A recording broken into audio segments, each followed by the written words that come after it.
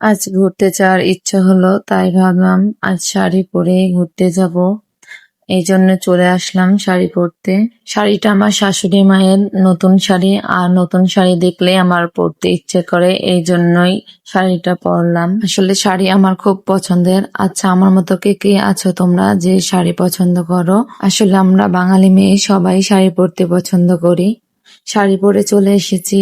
এই তো, আমাকে কেমন লাগছে একটু কমেন্টে জানিয়েন তো। এত শখ করে শাড়ি পরলাম যে ঘুরতে যাব, কিন্তু শাড়ি পরার পর এখনো বলছে সে নাকি আমাকে ঘুরতে নিয়ে যাবে না। কি আর করার, এই জন্য শাড়ি পরে একটু বাড়িতেই ঘোরাঘুরি করছিলাম। এই জন্য ছাদে চলে যাচ্ছি, ছাদে কয়েকটা ছবি তুলবো। আর এই ফাঁকে আইমানকে বাইরে পাঠিয়ে দিয়েছি, কারণ ও থাকলে আমাকে শাড়ি পরতেই দেয় না। ছবি আর ভিডিও করা তো অনেক দূরের কথা। সে যাই হোক, আপনাদের সাথে কথা বলতে বলতে ছাদে চলে আসলাম, ছাদে কয়েকটা পিক তুলবো বলে। আর সে আমাকে ঘুরতে তো নিয়ে গেলই না, আবার কয়েকটা পিক যে তুলে দেবে সেটাও সে আমাকে তুলে দিতে চাচ্ছে না। এজন্য বাধ্য হয়ে নিজের ভিডিও নিজেই করতে বসে গেছি। আমার মতো কে কে আছো যাদের ব্লগ করার ইচ্ছা আছে কিন্তু ক্যামেরাম্যান নেই? এইভাবে নিজের ক্যামেরা নিজেই হাতে ঘোরাঘুরি করতে করতে এদিকে আমার ছেলেও চলে এসেছে।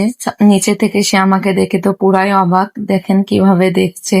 কারণ সে ভাবছে আমি হয়তো কোথাও যাচ্ছি, এই জন্য সে এক দৃষ্টিতে আমার দিকে তাকিয়ে আছে। আমাকে দেখার পর তো আর কোনোভাবেই সে নিচে থাকবে না, এক লাফে ছাদে চলে এসেছে।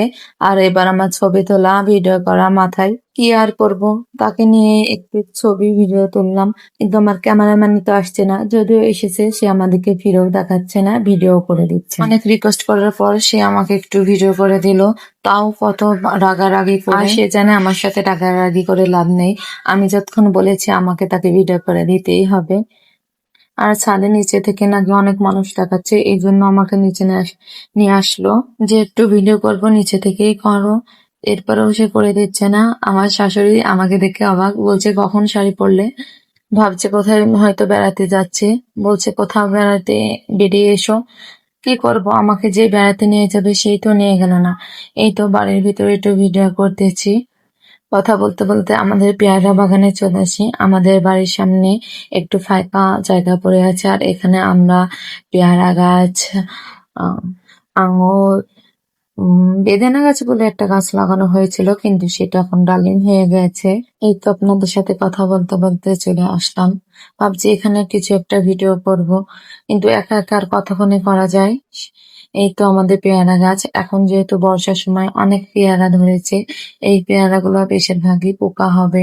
অল্প পাকতে পাকতে এগুলা খেয়ে ফেলতে হবে, কারণ বেশি পাকলে এগুলো পোকা হয়ে যাবে। এখানে মোট 3টা পেয়ারা গাছ আছে, আর পেয়ারা গাছগুলোতে মাশাআল্লাহ অনেক পেয়ারা ধরেছে। ডালিমগুলোর এই একই অবস্থা, অনেক ডালিম এসেছে কিন্তু ডালিমগুলো পচা লেগে লেগে নিচে পড়ে যাচ্ছে। এই তো নিচে অনেক ডালিম পড়ে আছে, আসলে সব পোকা লেগে নষ্ট হয়ে গেছে। গাছগুলোতে বিষ দেওয়া হয়নি, এর জন্য। আরো একটি ছোট কারণ, এখানে গাছটি ছোট, এই জন্য এত ফুলের ভারসাম্য সে নিতে পারেনি। নিচে অনেক ফল পেকে নষ্ট হয়েছে, পচা লেগে গেছে। এগুলো কিছুটা ভালো কিছুটা খারাপ, খেলে খাওয়া যায় কিন্তু আমাদের খাওয়া হয়ে ওঠে না। এখানে আরো অনেক গাছ আছে। আমি এখানেই শাড়ি পরে একটু ঘোরাঘুরি করছিলাম, বললাম যে আমাকে একটু ভিডিও করে দাও। সে হাসতেছে যে ঝড়ের মধ্যে আর কি ঘুরবা। আমি বলছি তুমি তো আমাকে একটু বাইরে ঘুরতেও নিয়ে গেলে না। তাই মনের দুঃখে এই ওল বাগানের মধ্যে ঘুরে বেড়াচ্ছি। তবে যাই হোক, বাড়িতেও আমার শাড়ি পরতে অনেক ভালো লাগে। সে বলছিল অনেক ঘোরা হয়েছে, চলো এবার বাড়িতে চলো, কারণ সন্ধ্যা লেগে যাচ্ছে, ছেলেকে খাওয়ানোর আবার সময় হয়ে যাচ্ছে। এই ঘোরাঘুরি করতে করতে আবার চলে আসলাম। বললাম লাস্ট বারের মতো আর একটা ভিডিও করে দাও। সে আমাকে বলছে এক ভিডিও একই জায়গায় দেখতে ভালো লাগবে না। আমি বললাম যাই হোক, তুমি আমাকে এই ভিডিওটাই করে দাও। সে ভিডিও করে দিল। এখানে আমাদের বাড়ির সামনেটাই অনেক ফাঁকা জায়গা পড়ে আছে, এই জন্য। এই তো আমার কথা বলতে বলতে সে চলে গেল যে আমাকে আর কোনো ভিডিও নাকি সে করে দেবে না। এখানে একটা উচ্ছে গাছ হয়েছে, এমনিতেই হয়েছে, আবার 2টা উচ্ছেও ধরেছে। শাড়ি পরে যেতে যেতে চোখে পড়লো, ভাবলাম কাল তুলে এটা ভাজি করব। আমাদের বাড়ির সামনে যেহেতু অনেক ফাঁকা জায়গা পড়ে আছে, আর এখানে কোনো বীজ পড়লে আপনা আপনি হয়ে যায়, যেহেতু ছাগল নেই তাই নষ্ট হওয়ার কোনো ভয় নেই। এখানে একটা পেয়ারা গাছও হয়েছে এমনিতেই। আবার এই যে লেবু গাছটা, এটাও মাঠের একটা চারা তুলে এনে সে বাড়িতে লাগানো হয়েছে, আর অনেক সুন্দর লেবু ধরেছে। কথা বলতে বলতে ঘরে চলে আসলাম।